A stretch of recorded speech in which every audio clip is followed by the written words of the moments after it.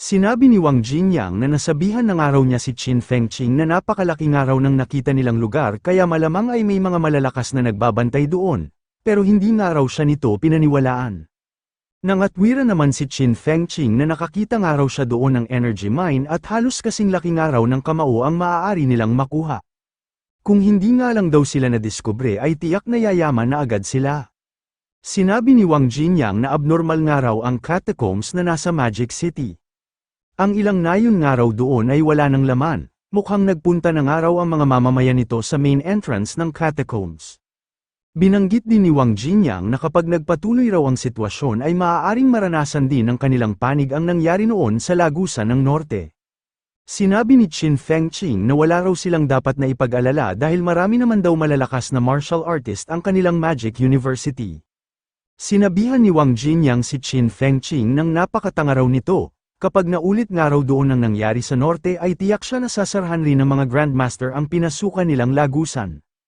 Kapag nangyari nga raw yun ay wala na silang magagawa kundi hintayin na lang ang pagkamatay nila sa loob ng catacombs. Naalala ni Wang Jinyang ang ginawa niya noon na pagpigil sa kanyang teaching advisor. Sinabi niya na malamang ay hindi gugustuhin ng kanilang presidente na pumasok pa muli ng catacombs ang kanyang teaching advisor para lang iligtas ito. Sinabi ng teaching advisor na buo na raw ang kanyang desisyon. Kasalanan niya nga raw at nabigo siya na pangalagaan ang kanyang mga estudyante. Sinabi niya rin na malapit na nga raw isara ng mga Grandmasters ang lagusan kaya kailangan na raw niyang umalis para umabot pa siya sa pagpasok. Nagbilin din ng teaching advisor kay Wang Jinyang na kapag hindi raw siya nakabalik ay ito na raw sana ang mag-alaga sa kanyang anak na si Nini. Naisip ni Wang Jinyang na ngayon nga raw na nakasara na ang Northern Catacombs, hindi na raw niya alam kung buhay pa ba o patay na ang kanyang teaching advisor. Kahit nga raw nakakapasok na siya ngayon sa loob ng catacombs ay hindi pa rin daw niya kayang lumayo ng mag-isa. Napakahina pa nga raw niya kaya hindi niya pa magagawang mahanap ang kanyang teaching advisor. Tinanong ni Qin Fengqing si Wang Jinyang kung ano nga raw kaya kung isama na nila si Fang Ping sa sunod nilang pagpasok doon. Bukod daw sa napakabilis ng paglakas nito ay saksakan rin daw ito ng pagkatuso. Kapag bumuo nga raw silang tatlo ng isang team ay tiyak siya na hindi sila magkakaroon ng problema. Pinaalala ni Wang Jinyang kay Qin Fengqing na isa pa rin lang daw rank 1 martial artist si Fang Ping. Hindi pa nga raw ito isang rank 3 kaya hindi pa nila ito maaaring isama sa loob ng catacombs. Baka nga raw maging pampain lang ito sa mga halimaw kapag pumasok agad ito doon. Natauhan si Qin Fengqing at sinabi na tama nga raw si Wang Jinyang, napakabilis nga raw ng paglakas ni Fang Ping kaya nakakalimutan na niya na isa pa nga lang pala itong rank 1 martial artist. Sinabi ni Qin Fengqing na minsan nga raw ay naiisip niya na napakaganda ng lugar na ito kung hindi lang dahil sa mga halimaw at nilalang na naninirahan dito, mukhang mas maganda pa nga raw ito kaysa sa kanilang sariling mundo. Inasar naman ni Wang Jinyang si Qin Fengqing na ano nga raw kaya kung subukan nitong magpakasal sa isa sa mga nilalang ng catacombs at nang makita nila kung may tatanggap ba dito. Kasalukuyan ngayong tinuturuan ng isa sa mga teaching advisor ang mga estudyante ng special training class. Sinabi ni Luo Yixuan na iilan lang daw ang mga pangunahing galaw ng mga staff techniques. Ang ipinapakita niya nga raw ngayon ay ang butting. Kailangan daw ng mga itong bilisan at lakasan ang pag-atake sa tuwing isasagawa nila ang galaw na ito. Epektibo raw ito sa pag-target sa dibdib, puso at lalamunan ng kalaban. Kapag paghambalos naman daw ang gagawing pag-atake ay kailangan ng mga itong magkaroon ng matatag na pundasyon at magbuhos ng malakas na puwersa. Kailangan daw nilang mapaatras ang kanilang kinakalaban. Kapag nagsimula na raw itong dumipensa ay doon na rin nila sisimulang lakasan ang kanilang mga bibitawang pag-atake. Kapag napansin daw nila na inilalagay na ng kanilang kalaban ang lakas nito sa pangitaas nitong katawan, ay doon na raw sila magsasagawa ng isang sweeping attack. Aatakihin daw nila ng buong puwersa ang paa ng kalaban gamit ang enerhiya na ilalagay nila sa dulo ng kanilang sandata para magawa nila itong mapataob. Sinabi ni teaching advisor Luo Yixuan na ang mga pinakita niya raw ngayon ay ang mga pangunahing galaw ng staff technique. Tinanong niya ang mga estudyante kung naiintindihan na ba raw ng lahat ang kanyang itinuro. Sumagot ang mga estudyante nang hindi pa raw nila ito maunawaan, gusto pa nga raw nila itong makita ng isa pang beses. Napakabilis nga raw ni Advisor Yixuan kaya hindi nila ito nasundan ng maayos. Sinabihan ni Luo Yixuan si Fang Ping nang tumayo na raw ito dahil ipapakita niya raw ulit ang kanyang itinuturo. Hahatiin niya nga raw sa magkakaibang parte ang kanyang leksyon hanggang sa maituro na niya sa mga ito ang mga teknik na kailangan ng mga itong malaman. Maaari rin daw ang mga itong magtanong sa kanya kapag may hindi pa ang mga ito naiintindihan. Pinagtatawanan ng ibang estudyante ang ating bida noong matapos na muli ang pangalawang demonstrasyon. Sinabi ni Fu Changding na namamaga nga raw ang mukha ni Fang Ping. Sinabihan naman ito ng ating bida nang manahimik raw ito. Sinabi ni Fu Changding na hindi raw palabiro ang trabaho ng class representative. Kapag daw tinawag din si Fang Ping ng ibang mga teaching advisor para sa gagawing demonstrasyon ay tiyak na mabubugbog na naman ito. Sinabihan ni Fang Ping si Fu Changding na kapag hindi pa raw ito tumigil ay ito naman daw ang makakatikim ng kanyang kamao. Sa leg technique class ni Advisor Tang Feng ay muli na namang nabugbog ang ating bida. Maging sa palm technique class ni Advisor Zhou Shipeng ay ganoon rin ang kanyang sinapit. Tuwang-tuwa ang karamihan sa mga estudyante habang pinapanood ang pagkabugbog ng ating bida, pero hindi nila inasahan na pagsisisihan din nila ang kanilang pagtawa. Sinabi ni Fang Ping na oras na nga raw para sa kanilang students' duel practice. Gusto niya nga raw imbitahan sa gitna ang kanyang mga energetic na kaklase, uunahin niya nga raw ang mga pinakamalakas ang pagtawa kanina. Umalma ang ibang mga estudyante na napakabayolente naman daw ng ating bida. Kanya-kanya rin sila ng pagtuturo kung sino-sino ang mga tumawa kanina. Nagalit si Zhao Lei nung sabihin ng iba nilang kaklase na siya raw ang pinakatumawa ng malakas. Pagkaraan ng ilang oras ay natapos na rin ang special training class ng mga freshmen. Sinabi ni Fu Changding na hindi niya raw inasahan na makikita nila ang internal version ng martial artist ranking ng kanilang bansa.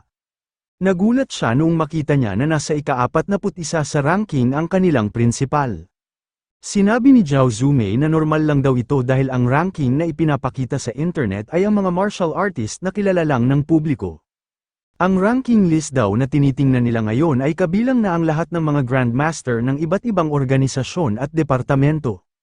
Kaya hindi na raw nakakapagtaka kung bakit napunta sa ika-41 pwesto ang kanilang prinsipal. Ipinakita rin ni Zhao Zumei na maging si Grandmaster Xiao Ma ay nasa 104 na pwesto lang din. Napaisip si Fang Ping kung naroon rin daw kaya ang pangalan ni Wang Jingyang sa martial artist ranking ng kanilang bansa. Nagulat siya noong makita niya na nasa ika-27 pwesto ito ng mga lower rank 3 martial artist, nasa huling pahina ng araw ng listahan ang pangalan nito. Naisip ng ating bida na mukhang maging si Wang Jingyang nga raw ay halos babago pa lang ding namumuo sa mundo ng mga martial artist. Napaisip ang tatlo kung gaano nga raw kaya sila magiging kasaya kapag dumating ang araw na maging parte na rin sila ng martial artist ranking ng kanilang bansa. Pinapunta ni Lu Fengro sina Fang Ping at Zhao Zumei sa loob ng kanyang dormitoryo. Sinabi ni Lu Fengro na kakabalik lang daw niya mula sa catacombs, sa ngayon nga raw ay pansamantala na nilang nasolusyonan ang kanilang pinuproblema. Tinanong ni Fang Ping ang kanyang teaching advisor kung ligtas na ba raw sila ngayon. Sinabi ni Lu Fengro na sa mga oras na ito ay ang impact pa lamang daw ang kanilang nasusolusyonan. Madalas pa rin daw na inaatake ng mga halimaw ng catacombs ang lagusan ng Magic City kaya nangangailangan daw ngayon ng mas maraming resources ang mga nakikipaglaban nilang martial artist. Binanggit din ni Lu Fengro na simula nga raw ngayon ay mas dadagdagan pa ng Magic University ang hirap ng mga pagsasanay na ibinibigay sa mga estudyante.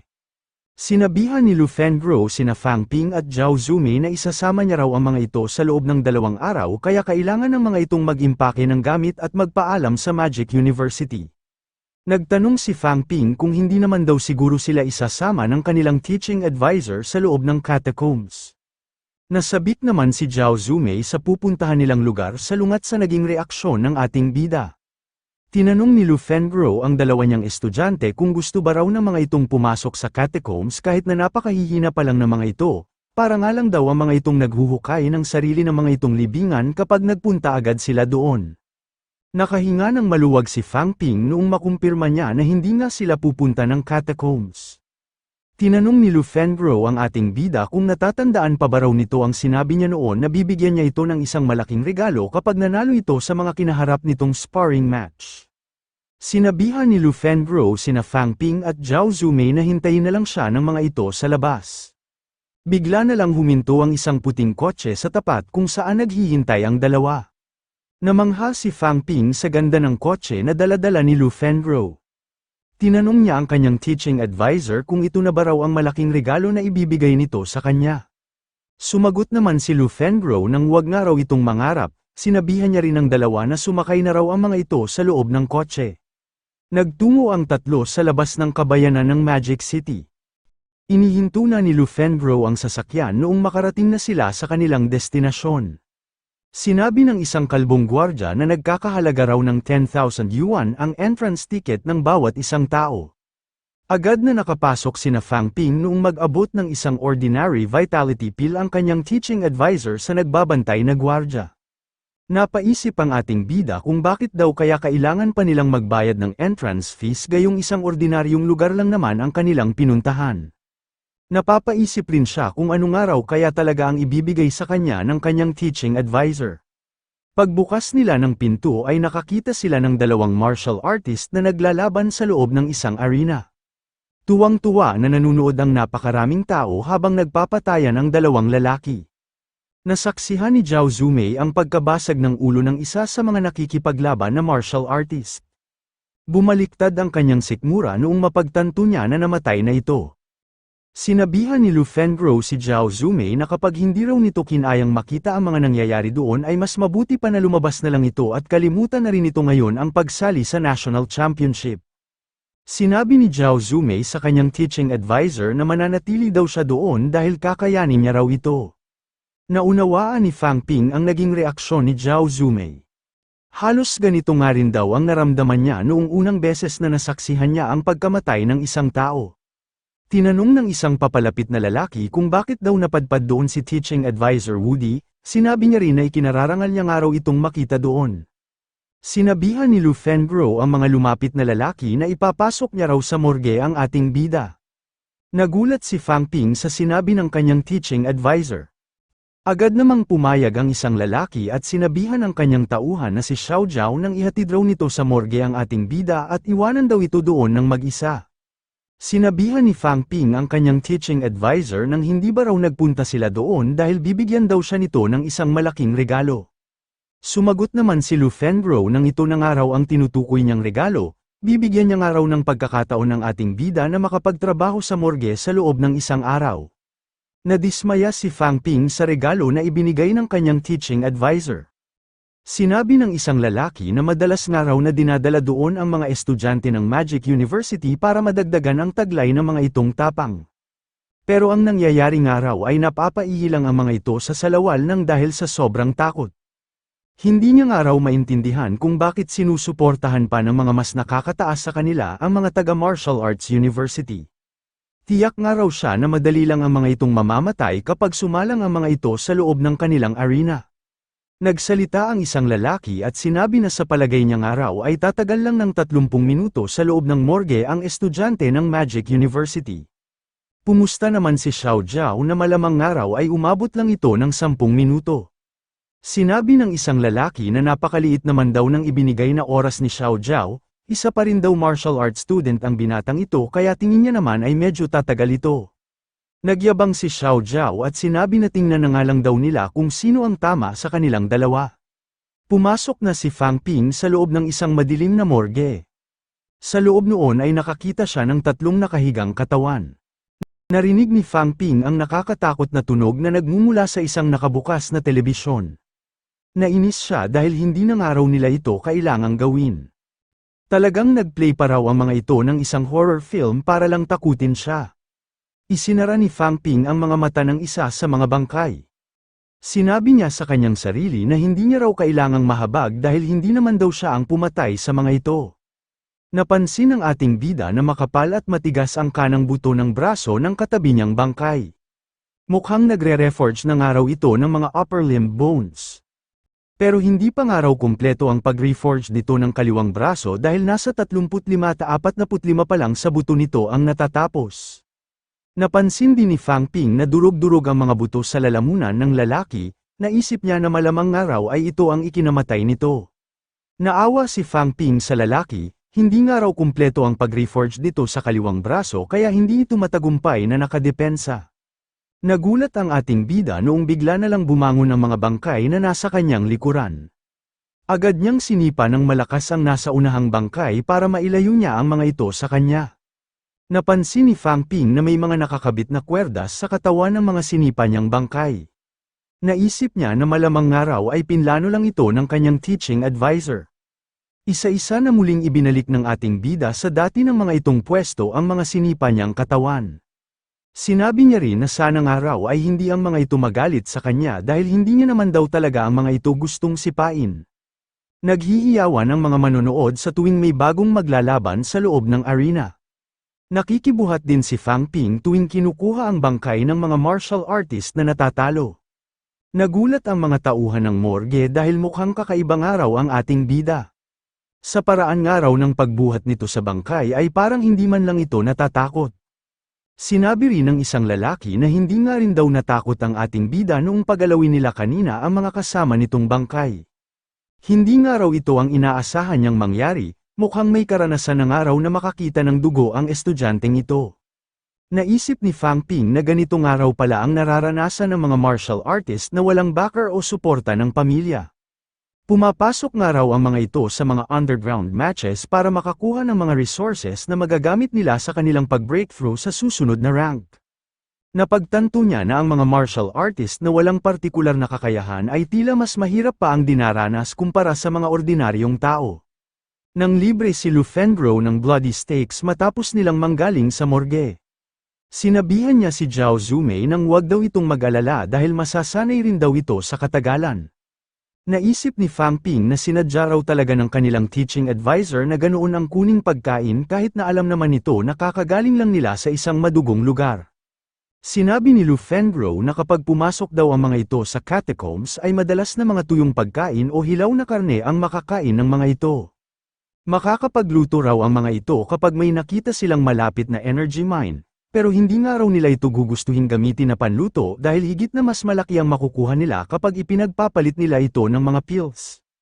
Tinanong ni Lu Fengro kung kamusta na raw ang ating bida, ano raw ang masasabi nito matapos nitong mag-asikaso ng mga bangkay sa loob ng isang araw. Sumagot si Fang Ping na ang pagiging martial artist nga raw ay hindi ganoong kaganda na gaya ng iniisip ng mga ordinaryong tao. Sumang-ayon si Lu Fengro sa isinagot ng ating bida. Tinanong niya ang ating bida kung pumasok ba raw sa isip nito na sumali sa isang life and death arena match. Mas mabilis nga raw itong makakakuha ng karanasan kapag nakipaglaban ito sa mga ganoong klase ng labanan. Mas mabilis rin daw nabubuti ang mga taglay nitong kakayahan habang sumasalang ito sa pakikipaglaban. Nagulat si Fang Ping dahil biglaan naman daw ang naging pagtatanong ng kanyang teaching advisor. Nagpresenta si Zhao Zumei sa kanyang teaching advisor na nakahanda na raw siyang makipaglaban sa loob ng arena.